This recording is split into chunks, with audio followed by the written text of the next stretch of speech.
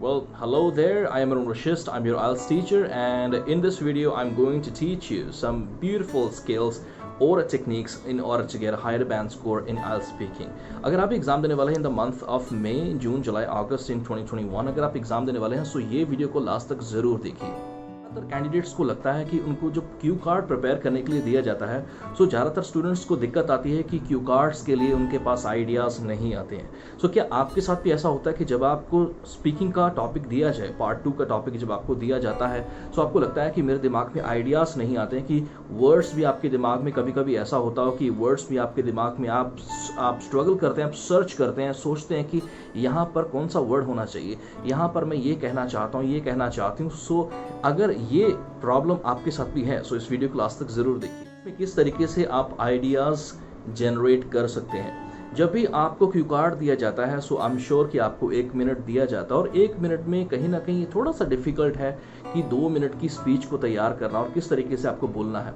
देखिए, Q card में सबसे पहले अगर आपने मेरे पहले कोई वीडियोस देखी हैं, सो आपको श्योर आपको पता होगा, आई एम श्योर कि आपने देखा होगा कि जब भी आप किसी क्यू कार्ड के ऊपर बोलते हैं, सो सबसे पहले जैसे ही आप टॉपिक को रीड करते हैं, सो आप एग्जामिनर को बोल सकते हैं कि sir, this is the first time I right this topic, this is the first time I saw this Q card. आप पहली बार जब क्यू कार्ड को देखते हैं, सो आप एग्जामिनर को ये बोल सकते हैं। सो इससे होता क्या है कि एग्जामिनर को ये लगता है कि आप नेचुरल स्पीकर हैं, आपने कोई क्रैमिंग नहीं की है। और हो सकता है कि क्योंकि देखिए, एग्जामिनर को इस चीज़ का पता नहीं है कि चाहे आपने क्रैमिंग की है, चाहे आपने क्रैमिंग नहीं की है, लेकिन जैसे ही आप बोलना शुरू करते हैं, आपके बोलने की टोन से एग्जामिनर जज कर सकता है कि आपने पहले क्रैम किया है या नहीं किया है। सो यहाँ पर सबसे पहले स्टार्टिंग जो है इंट्रोडक्शन। आपको बता दूं कि क्यू कार्ड में कुछ ऐसी टेक्निक्स हैं जो मैंने क्रिएट की हैं, which I discovered, and whenever anybody comes to me for IELTS coaching, so they really enjoy, they really find it amazing। क्योंकि देखिए, पार्ट 1 में अगर मैं बात करूं, पार्ट 1 की टेक्निक्स भी होती हैं कि इंट्रो क्वेश्चंस के आंसर्स किस तरीके से देने चाहिए, और पार्ट 2 की सेम वैसे ही पार्ट 2 की भी टेक्निक्स हैं, एक नहीं है, काफ़ी सारी टेक्निक्स हैं।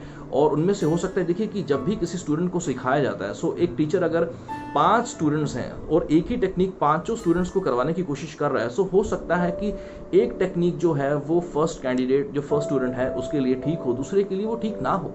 सो हर एक स्टूडेंट का दिमाग अलग अलग है, और हर एक स्टूडेंट को सोचने के लिए अलग अलग जो है तरीके से उसको सोचना पड़ता है। हो सकता है किसी के ग्रामर में प्रॉब्लम है, किसी के वोकैबुलरी में प्रॉब्लम है, लेकिन टेक्निक्स इस तरीके की होनी चाहिए जो कि हर स्टूडेंट के लिए ठीक बैठे और हर स्टूडेंट क्यू कार्ड को प्रिपेयर कर सके बड़े आराम से। बहुत सारी आपने वीडियोस देखी होंगी यूट्यूब के ऊपर कि 1 मिनट में क्यू कार्ड को किस तरीके से प्रिपेयर करें, लेकिन यहाँ पर मैं आपको जो डिफरेंट चीज़ बता रहा हूँ वो ये है कि जैसे ही आपके पास क्यू कार्ड आए, उसकी क्यू कार्ड की इंट्रोडक्शन किस तरीके से बनानी है, उसके बाद है क्यू कार्ड के बाद इंट्रोडक्शन के बाद उसमें आपको फिर BP1, जैसे आप राइटिंग में करते हैं, BP1 आपको कैसे क्रिएट करना है, इसका भी स्ट्रक्चर है।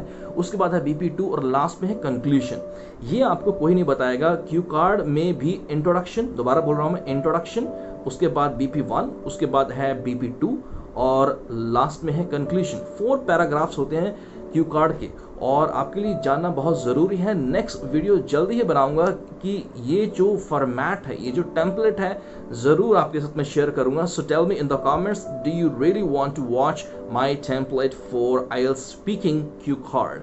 And part 1, definitely I'm also going to make part 1 technique as well for you। part 1 में भी टेम्पलेट होता है और आपके साथ मैं ज़रूर शेयर करूंगा। so tell me in the comments, do you want to watch second part of this video? so see you in the next video।